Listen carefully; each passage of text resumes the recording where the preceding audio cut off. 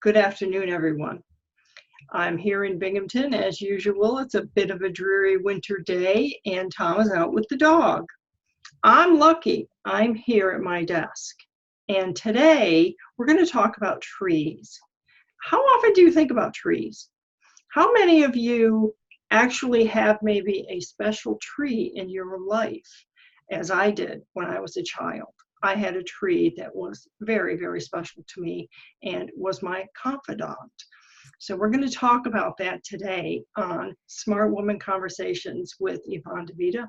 My guest, Holly Worton, you're going to find out that she really has something to do with trees. Holly, welcome to the show. Thank you for having me. So here's how it's going to work. I'm going to read Holly's bio because it is very, very impressive. And then I have a few questions for her about trees. So she's a podcaster. She's the author of 9 books. Her latest book, If Trees Could Talk, Life Lessons from the Wisdom of the Woods, went straight to the top of 16 Amazon bestseller lists.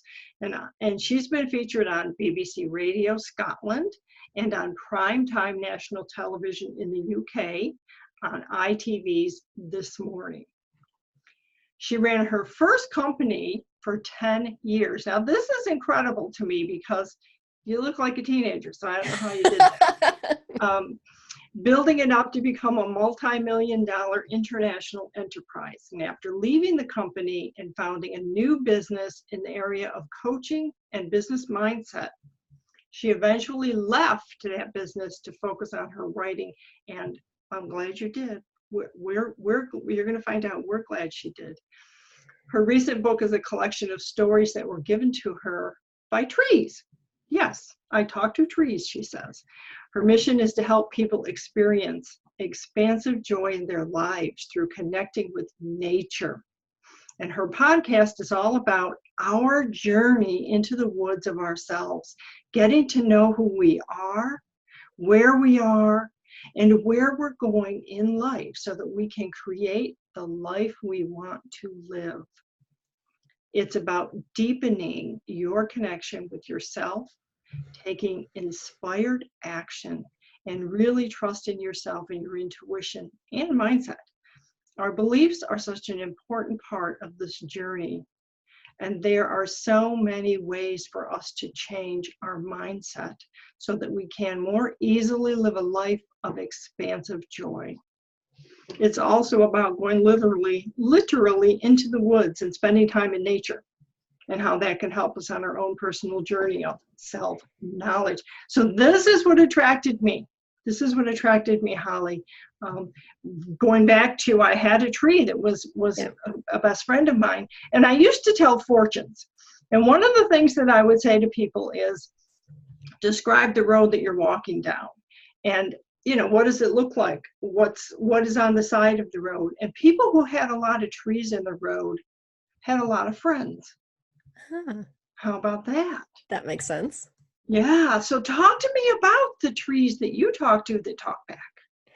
So the project started a couple of years ago. I was on a forest bathing meetup group that I was attending. Some other people were running it. And we went into this forest that's about 20 minutes away from where I live. And there was a yew tree. There was kind of a grove of yew trees. And one of them gave me the idea for the book. And he said, trees have stories. People need to hear these stories. So here's an idea for a book. And it came to be, show it again. I want to see it. It's really lovely. The book is lovely. And we've got a workbook too. Yeah, holy cow. So really, I want to get deeper into this because we don't commune with nature enough these days. I've read articles and seen stories that say how much more relaxed and, I don't know, insightful we can become by just going out into nature. Is that what you're talking about here? I absolutely agree. I really think the more time we spend outdoors, away from our computer, our tablet, our phone, all of our electronic devices, and just connecting with plants, with trees, with the earth, I think that slows us down.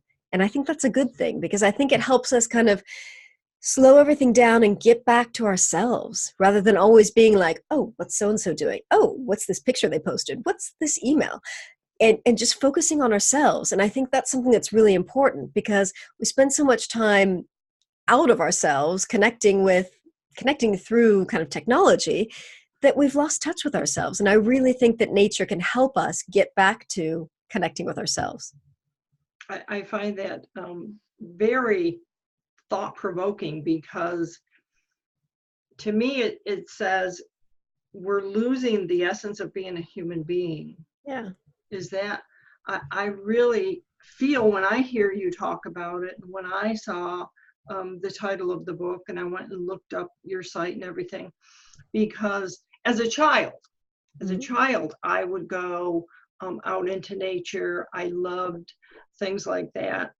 As an adult, I'm not so big on hiking and camping, Mm-hmm. but I think there is ample opportunity to do this without having to do the camping thing if that's Yeah. not. I mean, right? I have a lot of trees in my around my house. Yeah. And we live in a semi-rural area.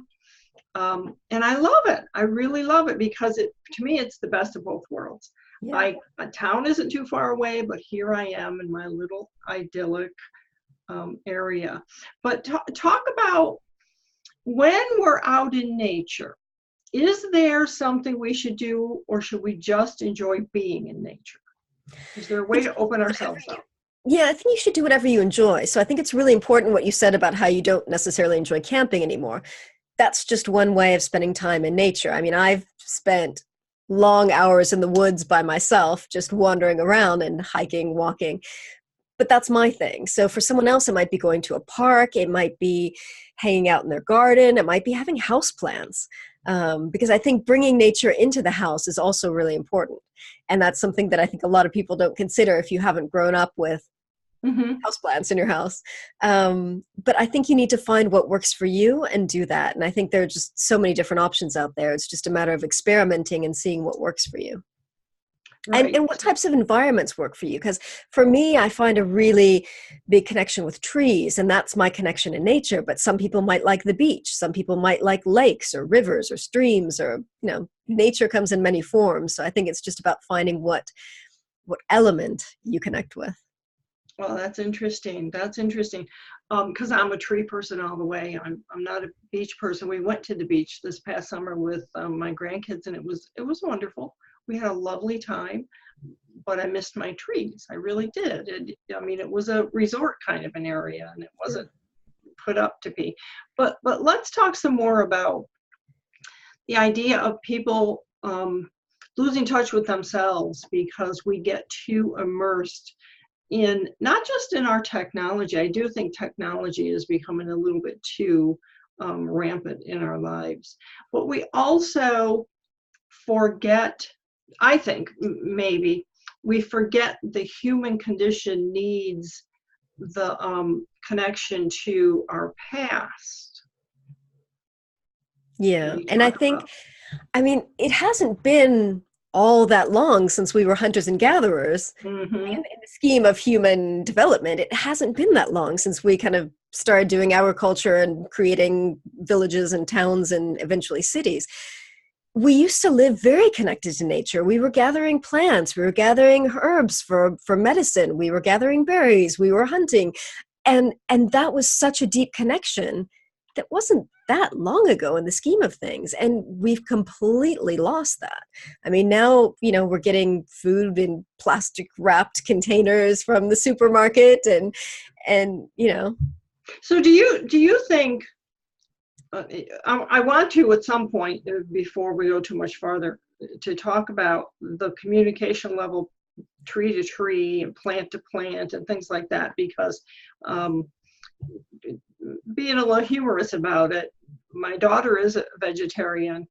My husband is not, and every time he sees someone who's a vegetarian, he's like, "What do you got against plants?" Because we feel like plants are living beings also. But I wonder if, as we as some of us begin to realize this, it seems like something you do, and I can't wait to read your book and learn more. I'm looking more towards fresh fruit, fresh vegetables, things that I did not get as a child. So we Mm, ate everything out of a can, and it was mm, awful. And yeah. I didn't realize how good food was until I started cooking with fresh food. And Yeah. and that's becoming more popular now, I think. Even with these meals that we get in the mail, so to speak. I've Mm, never gotten one, but yeah. that's supposed to be all fresh food. Yeah, it is. And I was really fortunate in that I grew up in California. I came from a very plant loving family, and my father built a vegetable, created a vegetable garden in our backyard. So we had, I remember every year, a whole line of tomato plants, and we had all kinds of different vegetables, and they grew a lot of the vegetables that we ate in the backyard. So to me, that was the norm. And yes, there was frozen food. Yes, there was canned food, but a lot of it came from just right outside the door. So unfortunately, now I have a very small house and a very small garden, so I can't grow my own things, but that's what I grew up with. And that's kind of the standard that I had from a very young age. I mean, orange trees in the backyard. You wanted orange juice, you went out and you picked some oranges. Well, how did you feel when you met people who were like, they didn't have that experience. They didn't know what it was like. I mean, we didn't even have plants in the house. Mm. And my mother had a grocery store, and so she was there a lot. And I did the cooking, and my brother and sister will tell you that I tortured them because I couldn't cook. But I look back now and think, well, I couldn't cook because I didn't have anything to cook with. Yeah. Darn it There was all. no internet for recipes. There was, you didn't have the ingredients you needed. You did what you could. Yeah, and I'm so glad. I'm so glad, and I'm so excited that we're seeing more foods that are prepared from scratch. And I Yeah. rarely do anything that isn't that I don't have to cut up the vegetables or something for.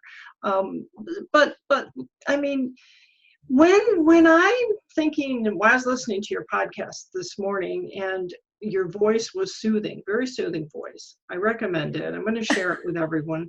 Um, but also, I think because we lack the knowledge that we need, even though we have this thing called the internet. And so I'm all for what you're saying is get out and talk to the trees or whatever. And so, or the plants or the flowers or whatever it is, as you said. How can you convey, I convey, or help people see that, especially let's say for children and my grandchildren, Mm. we want to get them. So I'll be honest, my family here in Binghamton, uh, one of the family members owns a cabin, and Mm. it's in the woods, Nice. and there's a nasty old pond. And in the summer, everybody swims in it. I don't swim in it, but all the kids love it. And it's the best thing for them, wouldn't you say? I mean, Yeah. we go and I whine and complain because of the bugs, but Yeah. it's still a wonderful, wonderful thing. And children who don't get to experience that, so sad.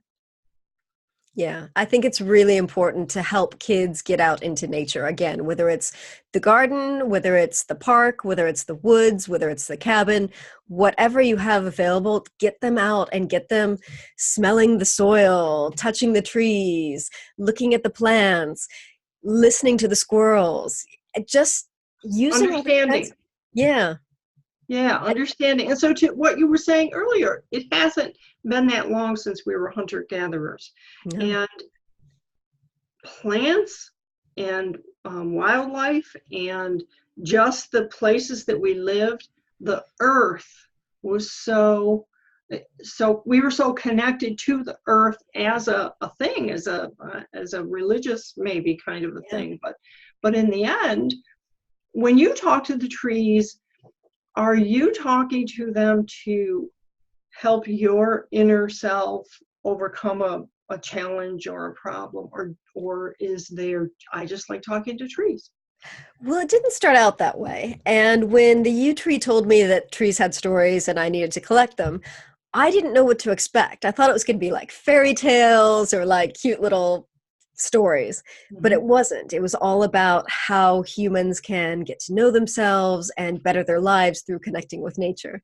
And So since then, and a lot of the trees gave very specific exercises and like things you can do out in nature, like sit with your back against a tree, send your worries to a tree, that kind of thing. So ever since I collected the stories for this book, yes, now I have a different connection. Whereas before the book, I would just kind of go out and, say hello. I mean, a tree, the very first time I started talking to trees, I was lost in the woods in a forest I'd never been in before. I got all turned around. I didn't know how to get out. I was all alone. I hadn't seen another human being for like an hour and a half. Were you scared? Yeah. Holy cow. And I got, I'd been, told by someone to connect with the trees and to talk to the trees. And I thought, well, I'll try it. So just put my hands on a tree and I said, how do I get back to where I need to go? And the tree gave me directions on turn left here, turn right, you're back on the trail. And it was right. So now that's fantastic. That was very practical advice. But that is a fantastic story, and it's so otherworldly in a way. Did you feel it? I totally believe you, but there are going to be people who think this is so much. But was it a sense of the tree actually speaking English and saying it, or was it a sense of feeling? No, I hear a voice in my head. And different trees have different voices. So I hear a very clear message from the tree in English. Awesome. Yeah. Holy cow. I mean, if I were a native German speaker, I'd probably hear the trees in German because it's just their spirit speaking to me in whatever language I understand. So right, wherever. So, gosh, I'm getting goosebumps here. So when we think about nature and trees, do flowers talk to you? Yeah, they do. Plants, shrubs, trees. This entire year, I just finished a plant spirit healing apprenticeship, and we were working with trees, but we were also working with flowers and shrubs for healing but working with the spirit of the plant for healing. And so I talked to lots of flowers and plants and things. So I have plants in a back room where the light is better, and I talk to them. I go in every day and I say, hi, planties. I don't have names for them. Some people might, but I do check on them. And I think that I keep thinking I should put on a radio in there so they have some nice music, because there are days that are really busy that I don't get in there. And I believe that it would help. I believe that I want them to know that I love them and I'm not neglecting them on purpose. But I really want more plants in my house too. It's just a matter of will my dog chew on them. Yeah, so, I have that problem with my cats. And cats are just notorious. Yes, when we had cats, because the cats can jump up and get to the plant wherever you put it. So what led you to get away from all of the successful business work that you were doing and all the wonderful things that were happening there, which I'm sure you enjoyed, and then to turn to this path? Tell us about that journey.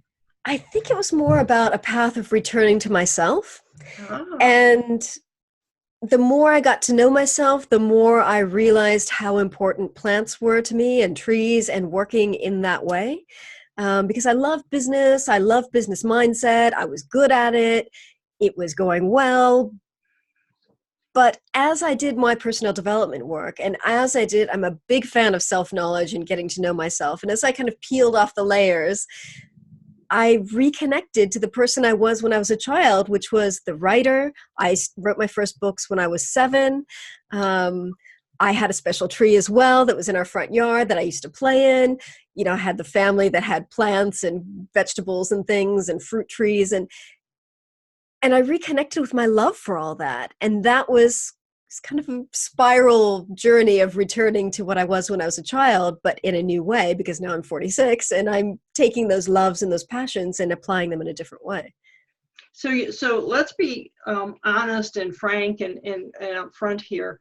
I mean, we're talking about some kind of soul searching in a way, but it's really from what I'm hearing you talk about, I'm a little jealous that you got to live with plants and gardens and whatnot growing up, and I didn't, darn it. But the reality is we as human beings can do that now. Yeah. And so that is, and you're still learning and you're studying now this kind of thing. And tell us about the studying. Tell us, I mean, where would you even find a place to teach you these things? Well, I mean, there are many different places. So I'm very fortunate that I have a friend who's a shaman, and she was the one who I would go to for healing. And then last year she said, I'm thinking about doing a plant spirit healing apprenticeship. Hmm. And immediately my body was like, yes, when does it start? How much is it? Can I give you the money? And we started this year. And it was something that I'd attended her plant spirit healing and initiations and got really great results from them in terms of personal healing. And it was so exciting for me to learn how to work with plants in that way. So I think that's one thing. You can just, I mean, there are books on it as well. I've got books on my bookshelf about plant spirit healing. But also my spiritual path has kind of changed in the last couple of years, and I joined a Druid order. So any kind of pagan spiritual group, such as Druidry, can teach you about how to have a spiritual connection with plants and nature. So that's another way you can learn things. Wow. So it was a rather abrupt change. Yeah. Holy cow. But really, I mean, you had it in you, number one, and number two, it sounds like you were a writer, and Yeah. we folks who are writers, there is that element of whatever it is we want. I mean, I'm that kind of a writer also. That's why I'm fascinated by this. I'm also fascinated by the fact that we as human beings should be responsible for communing with nature in a sense, because this is the only plan. I'm sorry, for all the people who are going to go in space and play Star Trek, go ahead, God bless you. But for me, this is it. Yeah. This is where I am, and I there should be more respect. Yeah. But Absolutely. the respect would come from the knowledge that you're going to be sharing and the things that you can write about. Yeah. And I think that's one thing that the trees said over and over, was that the more that we connect with nature, the more respect we'll have for this planet and the more we'll take care of it. Because once you have that relationship, it's hard to disrespect it. Mm-hmm. Mm-hmm. Same way you wouldn't disrespect a friend because you care about the friend. So Right. I think connecting with nature serves us, but it also serves the planet. Right. And so I know we're talking mostly about trees and plants, but I'd like to bring a little bit of wildlife into it. I'd like to talk about the fact that all of so-called God's creatures, or however you want to describe that, the creatures that live on the planet, they all deserve respect. Yeah. I mean, I feel bad about spiders, but we won't go there. We have an agreement that if they stay outside, I don't bother them. When they come in the house, I don't know. I can't guarantee anything. But the reality is, I'm a big animal person. Yeah. I'm a really big animal person, and so I cringe at some of the ways we disrespect the animals in our world, and it's all connected. So what I'm hearing from you is that we people and our trees and our forests and our beaches and our gardens and our animals, it's all, there is a connection between us. And do you feel do you feel differently now that you know all these things, or that you've actually had a chance, not so much know them, but you've had a chance to experience them? Does it make you feel different? Yeah, it does feel different. I mean, I've had many experiences over the last couple of years that have really, we say all is one, we are all connected, everything is, but I've had some experiences over the last couple of years where I've really felt that. And I've really felt that everything is love and we truly are all connected. And if we damage the planet, we're damaging, everyone on it, humans, animals, plants, everything. And if we damage animals and if we disrespect animals, where everything's affected. So I think the more we can shift things around and focus on being kind and respectful to nature in all of its forms, the better this place will be for everyone.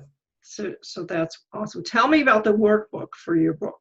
What is the workbook? The workbook, I've always wanted to do a workbook for one of my books, and this is the first time I've done it. So the stories of each tree have kind of exercises for people to do. So the workbook has the original story of the tree, Okay. a large book, and then it has journal prompts and questions to reflect on. And then it's got pages of lined, I don't know if you can see it there, I see. lined pages to actually do the work from the tree. So it's, instead of having a separate journal for doing this work, it has everything in one spot to make it easier for people to do the work that the trees have recommended. And they don't need to be done in any order. You could just pick one and do it, pick another one. It's whatever feels right. So what do you hope to accomplish? What do you hope to get? What do you hope we get out of it? I hope that people find new ways to reconnect with nature and to build their relationship with nature in, as I said, whatever format, whether it's trees, plants, animals, beaches, lakes, whatever is right for people. I think that is something that I hope people get out of it, because I really do believe that the more we connect with nature, the more we'll slow down and reconnect with ourselves, but also the more we'll respect the planet. That's awesome. Very awesome. And so you've just done this book. I don't want to say, so what is your next book? However, I do want to say, maybe would you consider doing something to help parents with the children, and so that we can, or grandparents with the grandchildren? So here are some exercises for you to do with your kids and grandkids. I just would love to see something like that. Yeah, that's a really good idea. And one of the trees specifically said to get children connected with nature. And a couple of months ago, I was on the Kids Climate podcast, which is a podcast run by a 10-year-old girl here in England who has a podcast talking about how kids can do things for climate. So she was asking me some questions about that as well. And to me, it's all about taking your kids out in nature, playing in trees, climbing trees, that kind of thing. So that would absolutely be a very good topic for a book. Awesome. Well, I hope that you give it some thought, and then we can talk further about that. But in the meantime, I will be sharing. I know I have a book coming. It will be here soon, and then I can write more about it. But this has been really eye-opening, and I think there's more that we could talk about in this particular vein of human development, let's say, how to get back, because we should never forget where we came from, and we should honor that. And I think that you're doing a really good job of it. I hope I can get people on board with that. Thank you for having me. Thank you for being on the show. And this is Yvonne. We'll talk to you again next week.